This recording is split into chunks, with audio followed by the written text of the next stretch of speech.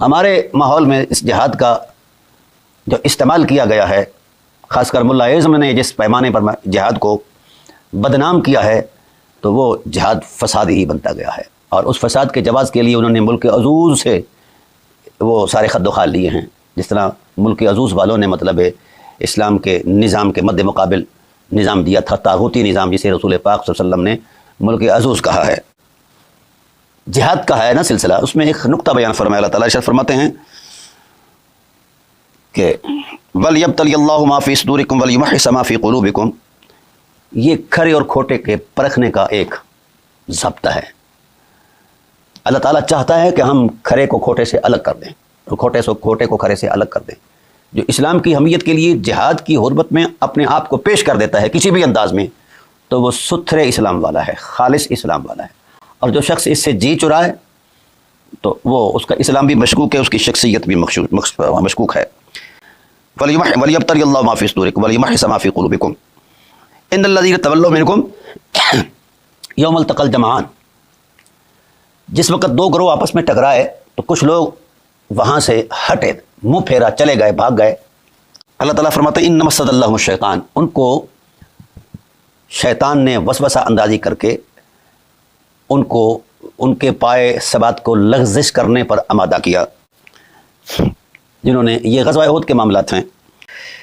تو ناظرین محترم، یہ بات طے ہے کہ اللہ تعالیٰ کی ذات والا صفات نے ان نفوس قدسیہ کو جن سے یہ لغزش ہوئی احد کے مقام پر، ان کو معاف فرما دیا ہے. اور پھر یہ بھی ارشاد فرمایا، اللہ پرکھنا چاہتا ہے کہ صاحب ایمان کون ہے اور اندر سے پلید کون ہے.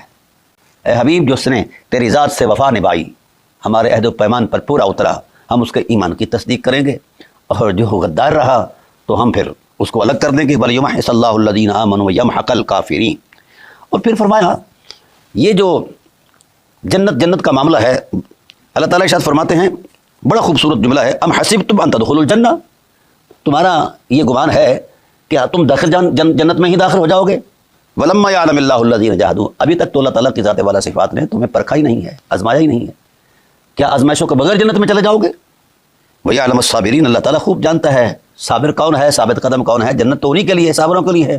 لیکن تعجب خیز بات ہے، آج ہمارے سٹیجوں پر جو جنت کا مذاق اڑایا جا رہا ہے، العیاذ باللہ، الامان والحفیظ.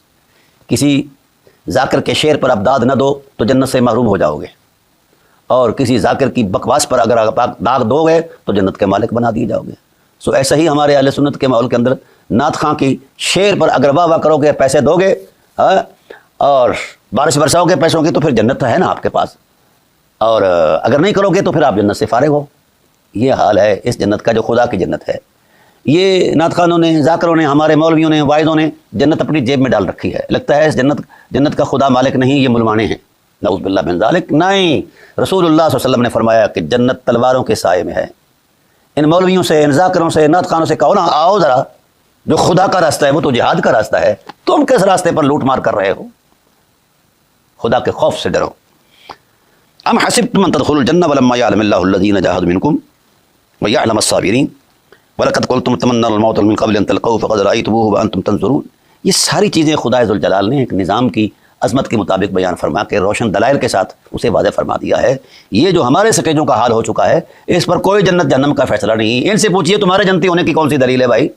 کون سا کردار ہے تمہارا جنتی ہونا؟ لوٹ مار کرتے ہو تو لوٹ مار کرنے والا جو ہے وہ جنت میں جائے گا؟ ایسا نہیں ہے. بہرحال عرض یہ کرنا چاہتا ہوں کہ جہاد جو ہے یہ انبیاء علیہ السلام کا تسلسل رہا ہے، اور سید المرسلین صلی اللہ علیہ وسلم نے بھی عمر بھر جہاد کیا ہے. آپ شیب ابی طالب سے لے کر کربلا تک کا سارا جائزہ لے لو، جہاد ہی نظر آئے گا آپ کو. تو جہاد جب تک ہے اس وقت تک اسلام زندہ ہے، امت زندہ ہے، اور جہاد ختم ہو گیا تو سب کچھ ختم ہو جائے گا. اسی لیے تو یہ جو امریکہ ہے یا اسرائیل ہے یا یہودی ممالک ہیں، وہ یہاں تک اتر آئے ہماری بے حسی کو دیکھ کر کہ قرآن کریم سے وہ آیات نکال دی جائیں جن کا عنوان جہاد پر ابھارنا ہے، ترغیب دینا ہے. تو یعنی وہ چاہتے ہیں کہ قرآن کا کتنے بٹا کتنا حصے جو ہے ختم کر دیا جائے، پھر باقی وہ تسبیح شسبیح رہ جائے اور کوئی ان سے ہمیں کوئی خوف نہیں ہے. نہیں، الہی نظام میں جہاد کی اولین حیثیت ہے، اور ہر نبی نے جہاد کیا ہے. سید المرسلین صلی اللہ علیہ وآلہ وسلم نے بھی جہاد فرمایا ہے، اور زخم بھی کھائے ہیں اور بہت کچھ سہا ہے، برداشت کیا ہے. تو جہاد عزت ہے، وقار ہے۔ اس وقت بھی الحمدللہ تعالیٰ اس یاد رفتہ کو دوبارہ کرنے کے لیے جو ایران کردار دے رہا ہے، یہ اللہ کے فضل و احسان سے ہمیں ہماری تاریخ کا وہ باب پڑھایا جا رہا ہے جو باب گرد آلود ہو چکا تھا ہمارے رویوں کی بنیاد پر۔ وہ اس گرد کو ایران نے بھی الحمدللہ تعالیٰ ہٹا دیا ہے، صاف کر دیا ہے۔ دیکھیے 57 ممالک ہیں، 57 ممالک کے اندر دینی حمیت کتنی ہے، اخلاقی عظمت کتنی ہے، یہ سب جانتے ہیں، میری وضاحت کے بغیر بھی جانتے ہیں۔ اتنا تو دلیر ہو گیا ہے یہودی، اتنا تو دلیر ہو گیا ہے کافر کہ وہ ہمارے ملکوں کی حکومتوں کو تبدیل کرنے کا بھی مطلب وہ رکھتا ہے، داعیہ رکھتا ہے اور رکھتا ہے جناب والا طاقت رکھتا ہے۔ جب جہاں دل چاہتا ہے اس حکومت تبدیل، رجیم تبدیل۔ او بھائی کاش امت مسلمہ بھی کبھی کوئی ایسا اپنا وقار پیش کرتی کہ ان کی مرضی پر بھی حکومتوں کی تبدیلی ہوتی، لیکن ہماری تاریخ اس سے خالی ہے۔ یا سرکار دو عالم صلی اللہ علیہ وسلم کا اپنا جو نظم حکومت اور نظم ریاست تھا، اس میں جو آپ نے تبدیلی فرمائی، پوری عالمی افق کے اندر ایک نئی روح جو اخلاقی حرمتوں سے معمور تھی اور دینی قدروں سے معمور تھی، وہ نئی روح پیدا کر دی، ایک مسلم معاشرہ اور باوقار اور پرامن معاشرے کی تشکیل، تعبیر اور اس کو وجود میں لایا اور عملاً وجود میں لائے۔ اس کے بعد کے جو حالات ہیں وہ تو نعوذ باللہ من ذالک انتہائی خطرناک ہیں۔ تاہم آئیے، قرآن اپنی اصلی شکل میں موجود ہے۔ رسول اللہ صلی اللہ علیہ وآلہ وسلم نے جب یہ فرمایا کہ مسلمان جو ہیں جسد واحد کی طرح ہیں، جسم کے کسی ایک حصے پر بھی اگر زخم آتا ہے تو سارا جسم محسوس کرتا ہے، تو امت مسلمہ کا آج اس درد کو محسوس نہ کرنا اس بات کی گواہی ہے کہ ہمارا وجود مفلوج ہو چکا ہے، ہم فالج زدہ ہو چکے ہیں، بے حس ہو چکے ہیں۔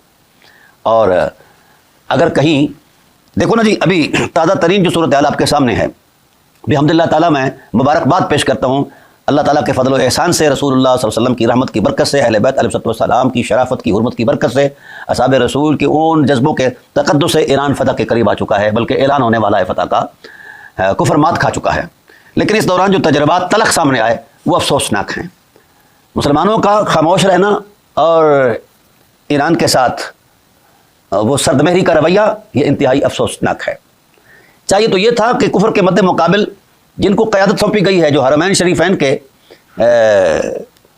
خادم کہلاتے ہیں، وہ قیادت کرتے ہیں اس جہاد کی، لیکن افسوس انہوں نے اسلام کے ہی خلاف مورچے دیے ہیں، کفر کو پناہیں دی ہیں، سرمایہ دیا ہے، ہمدردیاں دی ہیں، لیکن کفر نے ایسا دغا دیا کہ اب وہ پشیمان ہو رہے ہیں کہ یہ کیا ہو گیا ہے۔ اب تو یہاں تک آ گیا ہے کہ مطلب ٹرمپ جو ہے وہ یہ کہہ رہا ہے کہ یہ اسلامی ریاست جہاں تھی صدیوں سے، سعودیہ کا جو حکمران ہے وہ میرے تلوے چاٹے گا۔ لا حول ولا قوت الا باللہ۔ عربوں کو مر جانا چاہیے اگر غیرت نام کی کوئی شے ہے۔